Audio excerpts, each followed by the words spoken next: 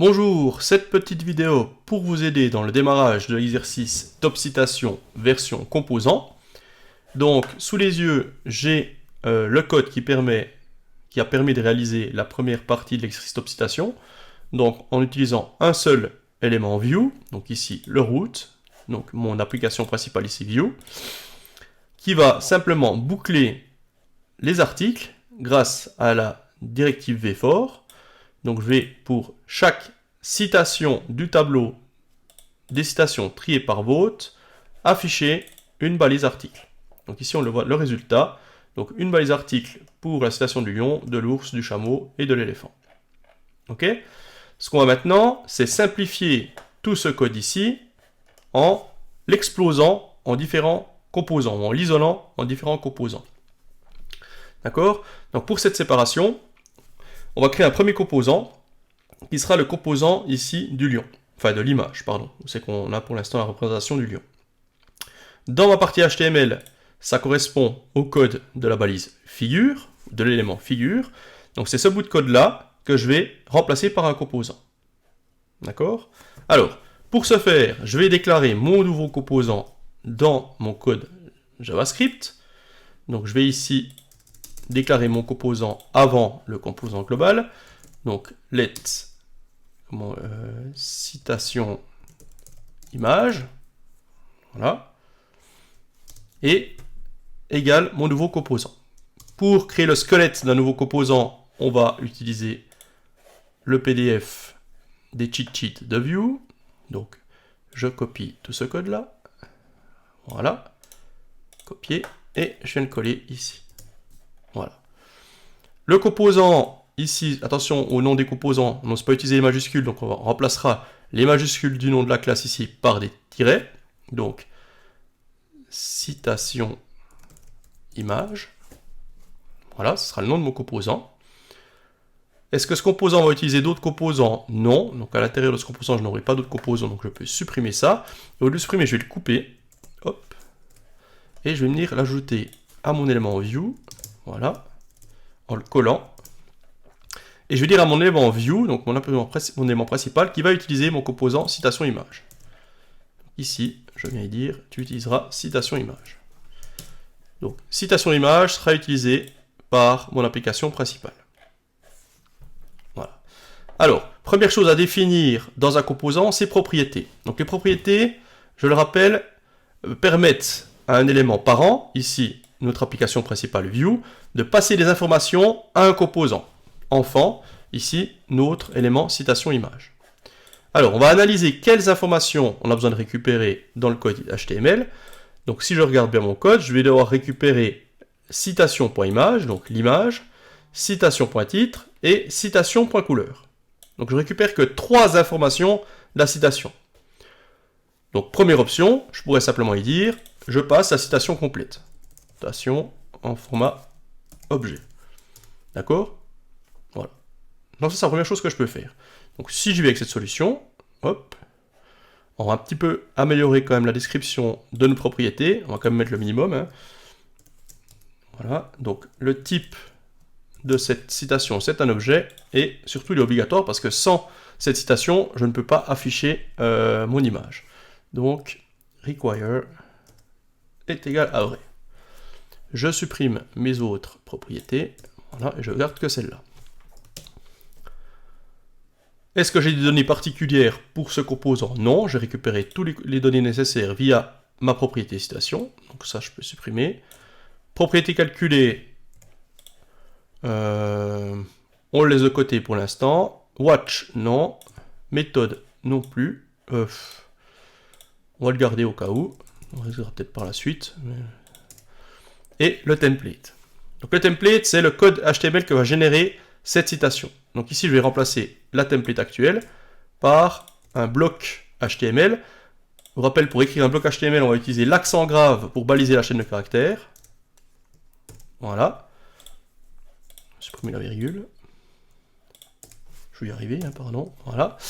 Puis entre ces deux accents graves, ici, je vais venir placer ce bout de code HTML. Donc là, je peux vraiment le couper. Hop.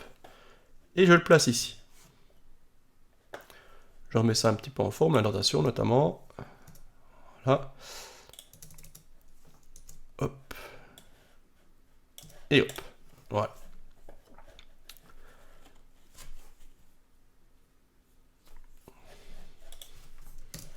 Ok. Donc, mon composant citation image va générer ce code-là. Si je regarde le code, donc je récupère de manière dynamique citation.image, donc citation sera fournie via cette propriété citation que j'ai créée là. Donc, normalement, ça devrait fonctionner. Donc ici, c'est juste à remettre à la place de la figure mon nouveau composant citation image. Vous voyez que WebStorm vous le propose, hein, il le connaît, voilà, comme ceci.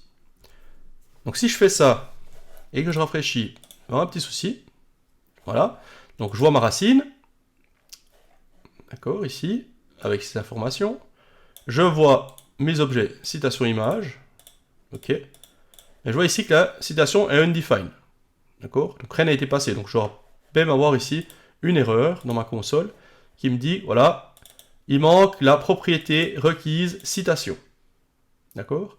Alors ce qu'on a oublié de faire, c'est de passer à mon composant citation image l'information citation, la propriété citation.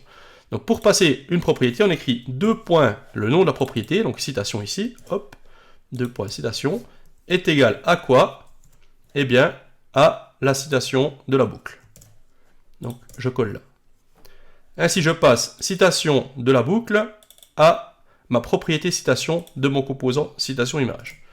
Donc je sauvegarde, je rafraîchis et je vois mes images. Si je clique sur la première, je vois qu'un objet image a été passé en paramètre avec les informations ici. D'accord? Donc ça, c'est la première façon de régler le problème. Moi, personnellement, je trouve qu'on passe beaucoup trop d'informations ici, hein, puisqu'on passe la citation complète, vous voyez, avec toutes ces informations, alors qu'on n'utilise que 3. De plus, on pourrait réutiliser ce composant citation image en y passant des valeurs à la main, pas forcément avec des valeurs dynamiques récupérées d'un objet comme ici la citation. Donc, plutôt que de passer une seule propriété ici, moi je vous propose de créer 3 propriétés. Donc, on a dit qu'il nous fallait, si je reprends ici mon code, l'image, la couleur et le titre, eh bien je vais passer 3 propriétés ici. Image égale citation.image. Voilà. Ensuite, on va laisser ça comme ça. Je ligne. On va y passer le titre est égal à citation.titre.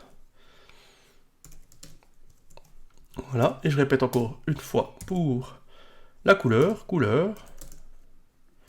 égale citation.couleur. Voilà. Donc je vais passer 3 propriétés à mon composant image. Donc maintenant, il faut que je déclare ces 3 propriétés dans mon composant. D'accord? Là, je vais un petit peu réduire la largeur de mon code HTML. Voilà, donc ces 3 propriétés, image, titre, couleur, je vais les passer ici. Donc ça sera plus citation la première, mais image. Le type, ce sera plus un objet, mais ça sera simplement une chaîne de caractères. Voilà. Je copie ça. Et je répète 3 fois. 2, 3. Donc mes 3 paramètres, image, je fais un copier-coller pour gagner du temps, le titre, éviter les fautes de frappe aussi, et la couleur. Voilà. Ok? Donc ces 3 paramètres sont requis, donc si j'oublie de passer un de ces paramètres, ça déclenchera une erreur. D'accord? Maintenant, je vais récupérer ces paramètres pour constituer ma template. Donc avant, je récupérais ici citation image, mais citation n'existe plus dans les propriétés, donc ça va créer une erreur. D'ailleurs, si on lance ce code, vous allez voir que les images n'apparaîtront pas. Voilà. Si je vais voir dans la console, il me dit propriété ou méthode citation n'est pas définie dans l'instance. Donc cette citation n'existe plus.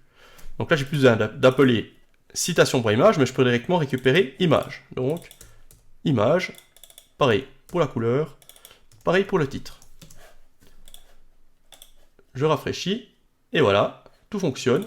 J'inspecte mes éléments, je vois que ma citation image a comme couleur ça, image ça, titre ça. Voilà. D'accord? Donc j'ai créé un composant avec 3 propriétés, et j'ai passé ici les valeurs de ces propriétés en appelant mon composant dans le HTML et en utilisant les propriétés ici, deux points, nom de la propriété et la valeur. Donc bien sûr, je pourrais passer des valeurs ici qui sont fixes. Par exemple, la couleur CSS, je pourrais très bien dire, par exemple, que je veux la couleur yellow. Voilà. Hop. C'est une chaîne de caractères, donc pas que j'oublie de la mettre entre apostrophes. Voilà. Et l'arrière-plan de toutes mes cases est jaune. D'accord, c'est plus dynamique, c'est fixe. Ou un caractère ici, par exemple, 00FF00. Voilà. Sauf que moi, je vais récupérer la valeur de l'image de ma citation. Donc j'écrirai ici citation.couleur. Voilà. Donc ça me permettrait par exemple de créer d'autres éléments citation image dans mon texte en passant des valeurs ici à la main. Donc voilà pour la création de ce premier composant. J'espère que ça vous aidera à créer les suivants. Une petite chose qu'on pourrait améliorer, par exemple ici, on voit qu'on a des valeurs qui sont assez longues pour la source et pour le style. On pourrait utiliser des propriétés calculées, d'accord?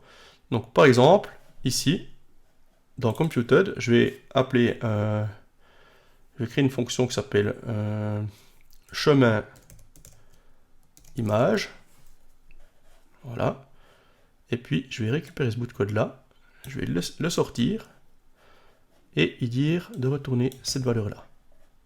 Voilà, puis ici je mettrai la valeur, c'est chemin image ou adresse image comme vous voulez. Voilà, je sauvegarde.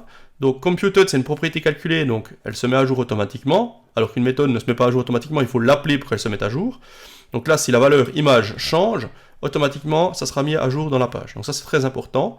La différence entre Computed et méthode. Donc une méthode va plutôt être appelée sur une action, un événement, alors que Computed va rafraîchir les informations si elles sont modifiées par d'autres événements de la page. Donc je rafraîchis pour voir si ça marche toujours. Non, j'ai une petite erreur. Alors, Kesako. Donc chemin image, hop. Source égale chemin image. Ah, oui, petite erreur, je ne peux pas accéder directement à une propriété ici en la nommant. Comme je suis dans mon objet, comme vous le savez, même en Java c'est pareil, pour récupérer une propriété d'un objet, on va dire c'est ma propriété, donc this.image. Voilà. Pas oublier ça. Voilà, et là ça marche. Et je peux faire la même chose pour la background color, par exemple. Hein, je pourrais très bien aussi ici, je vais dire style BG color par exemple, deux points, function, et puis faire return. Je prends tout ça, je le sors, hop, je le colle là, donc pas cette fois répéter cette erreur, vis.couleur, et puis ici j'ai BG color, ce qui me permet d'être beaucoup plus propre dans mon code ici. Et voilà, je vois que ça marche aussi. Si je prends un élément, je l'inspecte, je vois que tout fonctionne. Donc n'oubliez pas ici, hein, voyez l'erreur que j'ai fait avant, ici j'ai oublié l'objet vis, je rafraîchis, je viens parcourir mon petit citation image, et je m'aperçois déjà qu'ici il y a une erreur. D'accord? Donc si dans la console, il y a aussi des erreurs, d'accord? Mais en inspectant vos objets ici, vos composants, vous pouvez aussi très bien trouver les erreurs de ces composants. Donc on va rajouter le vis. Hop. Je rafraîchis. Mon objet, tout est bon. OK. Dans la console, tout est bon. Parfait. Voilà. Donc il faudra faire de même pour le contenu. D'accord? Et le contenu contiendra lui-même un autre composant qui est l'avatar. Donc là, j'avais une petite erreur sur la description de l'exercice. Le composant ici, auteur, est un enfant du composant contenu. Donc j'ai oublié de le mettre dans mon diagramme. D'accord? Je me suis trompé, j'ai dit que le composant avatar était directement fils du composant principal citation, c'est faux. Ce composant sera fils du composant contenu. Voilà, j'espère que cette petite vidéo vous aura aidé, et puis je reste à disposition pour répondre à vos questions. Bonne journée.